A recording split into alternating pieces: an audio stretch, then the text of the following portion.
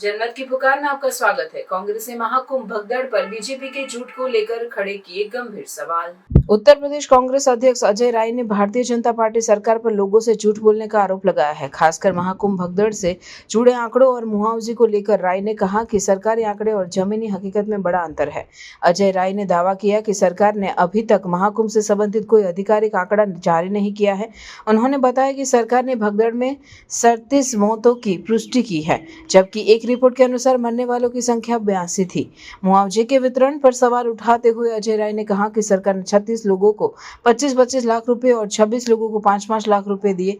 उन्होंने इस बात पर आपत्ति जताई कि यहां पैसा जिला मजिस्ट्रेट और तहसील के अधिकारियों द्वारा दिया जाना चाहिए था, लेकिन इसे पुलिस के माध्यम से वितरित किया गया, जिसे उन्होंने एक बड़ा सवाल बताया। यूपी कांग्रेस अध्यक्ष ने यह भी उजागर किया कि महाकुंभ भगदड़ के मृतकों में 19 लोगों का कोई वारिस नहीं था। उन्होंने एक विशेष मामले का जिक्र किया, जिसमें राष्ट्रीय स्वयंसेवक संघ के पूर्व विचारक केएन गोविंदाचार्य के छोटे भाई केएन वासुदेवाचार्य को सरकार ने लावारिस घोषित कर दिया और उनके शव का वाराणसी में लावारिस तरीके से अंतिम संस्कार करा। अजय राय की पूरी बात सुनिए। नमस्कार भाइयों और बहनों, आज हम सब लोग एक बहुत महत्वपूर्ण प्रेस कॉन्फ्रेंस के अवसर पर यहाँ एकत्रित हुए हैं। मैं अपने साथी से आग्रह करूँगा कि वो जरा वीडियो ऑन करके आप सबको दिखाएं और प्रस्तुत करें।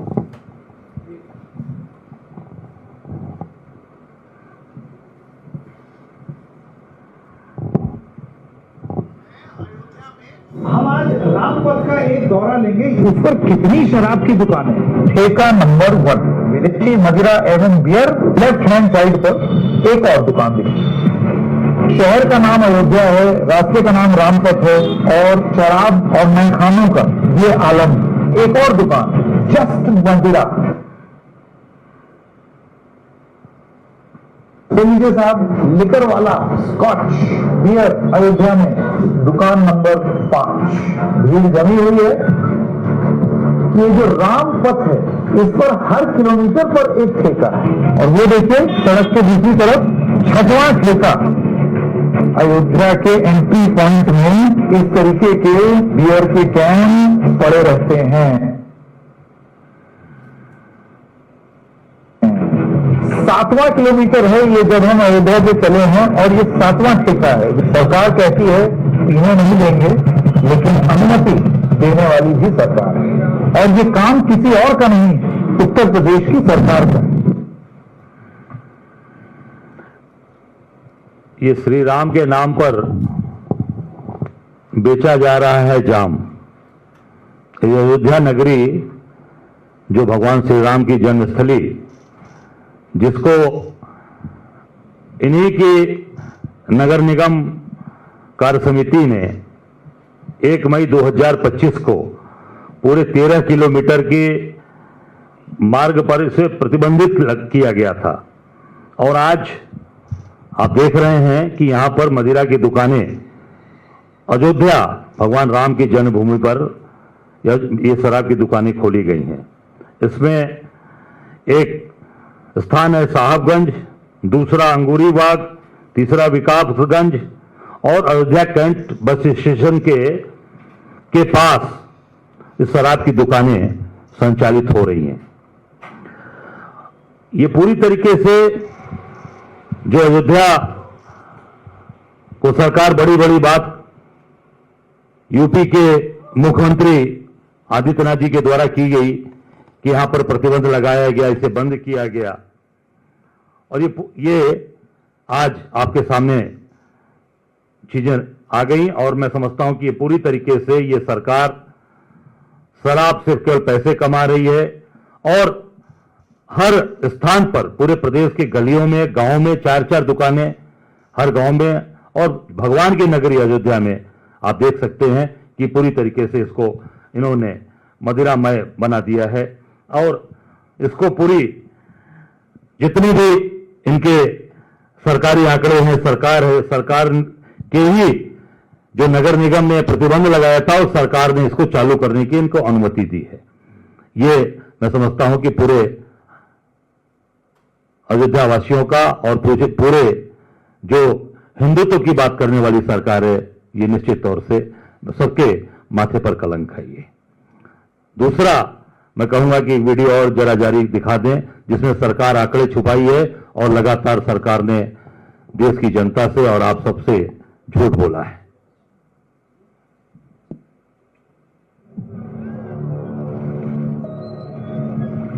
उत्तर प्रदेश के प्रयागराज में आयोजित कुंभ में 29 जनवरी यानी मौनी अमावस्या के दिन कई जगह भगदड़ हुई। यूपी के मुख्यमंत्री योगी आदित्यनाथ ने भगदड़ की इन घटनाओं में 37 लोगों की मौत की बात कही, लेकिन बीबीसी की पड़ताल में कम से कम 82 लोगों की मौत का पता चला। हालांकि सरकार ने अभी तक भगदड़ में मारे गए लोगों की आधिकारिक सूची जारी नहीं की है। साथ में थे भाई हमारे गिर गए, जो गिर गया वो फिर घूम रहा था जहाँ बॉडी पड़ी थी पूरा, उसमें मेरी माँ का बॉडी थी, तो मैं खींच के निकाला नीचे से। मेरी औरत भी बोली सूरज के पिताजी मुझे भी बचाओ, लेकिन मैं क्या बता, उसके पहले मैं ही दब के चला गया। मैं जब पहले दब गया उसके बाद दो लोग देखे तड़प रही है, चिल्ला रही है कि कोई बचाए कोई बचाए, भी बचाने वाला उस समय कोई नहीं आया। 36 मृतकों के परिवारों को 25-25 लाख रुपए का मुआवजा दिया गया है। 26 ऐसे मृतकों की यूपी सरकार की तरफ से 5-5 लाख रुपए कैश दिए गए। ज्यादातर परिवारों का कहना है कि यूपी पुलिस ने उनके घर आकर ऐसे कागजों पर हस्ताक्षर और अंगूठे लगवाए हैं जिसमें भगदड़ की जगह अचानक तबीयत बिगड़ने से मौत होने की बात लिखी है। इसी तरह हरियाणा के अमित कुमार की मौत को भी सरकार ने कुंभ भगदड़ में नहीं माना। अमित कुमार भारतीय सेना में काम करते थे। मैं बचाव आवाज लगा रही थी, कोई तो हमें बचा। तीसरी कैटेगरी उन 19 मृतकों की है जिनके परिवारों को यूपी सरकार की तरफ से कोई आर्थिक मदद नहीं मिली।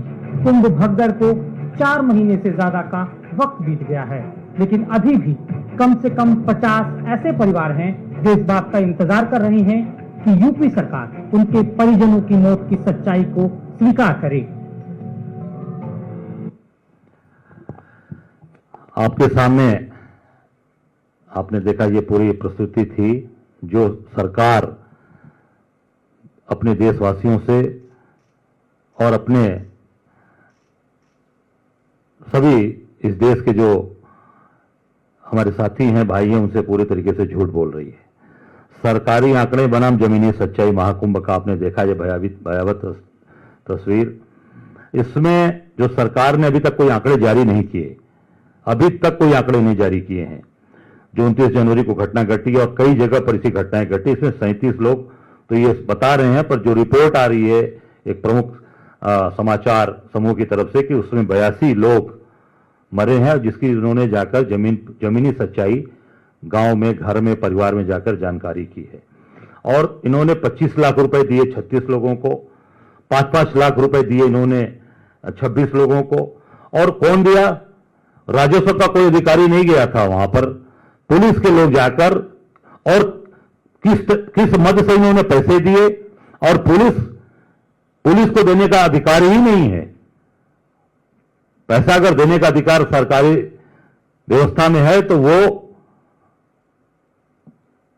डीएम या तहसील के लोग, एसडीएम, नायब तहसीलदार, तहसीलदार जाएगा, राजस्व को लग जाएंगे और पैसा जाकर देते हैं और उनसे सिग्नेचर कराते हैं। पुलिस कैसे गई थी? पुलिस किसके कहने से गई थी और किस तरीके से पुलिस ने जाकर लोगों को पैसे दिए और उनसे अंगूठे लगवाए और उनसे दस्तखत कराए? ये एक बड़ा प्रश्न है कि सरकार ने किस तरीके से पुलिस को वहां पर भेजा। और इसमें आप देख सकते हैं कि इसमें 19 लोग जिनका कोई उनका वारिस नहीं था, कोई उनको जिसको पैसे दे सके। उसमें जो सबसे दुर्भाग्यपूर्ण है कि जो बीजेपी के वरिष्ठ नेता आदरणीय गोविंदाचार्य जो महासचिव रहे हैं, उनके छोटे भाई के.एन. वासुदेवाचार्य भी मरे। 19 लोगों में है ये। इनका भी कोई वारिस नहीं, और जिसको उसमें कोई भी पैसा, जो कि लाश बनारस गई थी बनारस गई लाश, और वो लाश का जो दाह संस्कार हुआ के.एन. गोविंदाचार्य के छोटे भाई का, के.एन. वासुदेवाचार्य जी का, वो हरिश्चंद्र महाशमशान घाट है, हरिश्चंद्र घाट पर उनका हुआ। जो महिला उनके साथ रहती थी उन्होंने ये बात बताई है, और उन्हें भी कोई वारिस न मिलकर उनका भी लावारिस से दाह संस्कार किया गया। ये है भारतीय जनता पार्टी की असलियत। और जो अपने राष्ट्रीय नेता आदरणीय गोविंदाचार्य जी के सगे भाई को लावारिस और उनको उस तरीके से बनारस के अंदर जलाया गया, और इससे बड़ा दुर्भाग्य क्या हो सकता है देश का, देशवासियों का, जो अपने नेता के परिवार को ही उन्होंने उसका कोई वारिस नहीं बताकर उसको बिना वारिस के जलवा दिया गया काशी में।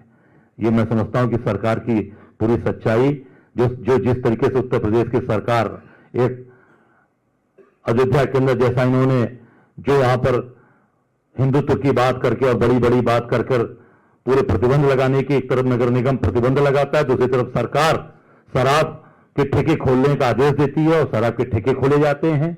जगह जगह पूरे अयोध्या के अंदर दुकानें खोली गई हैं।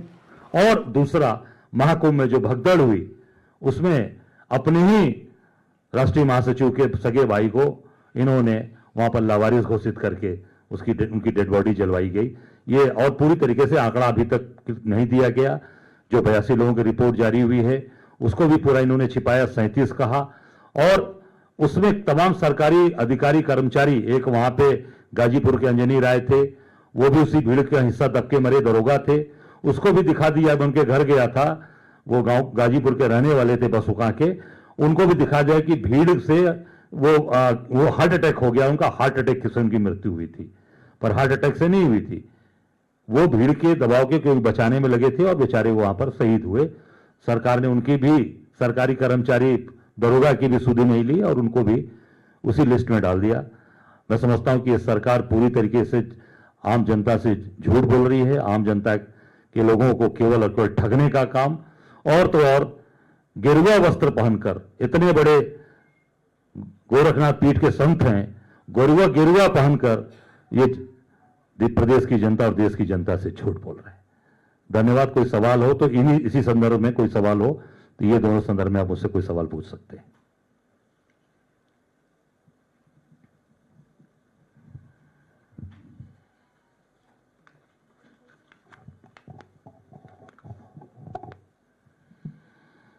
ठीक है, ठीक है। नहीं, सवाल इसी से संबंधित रहेगा जो भी सब। ये 1 मई 2025 को नगर निगम के कार्य समिति की तरफ से 13 किलोमीटर के मार्ग पर शराब मांस की बिक्री पर प्रतिबंध लगाने का प्रस्ताव पारित किया गया।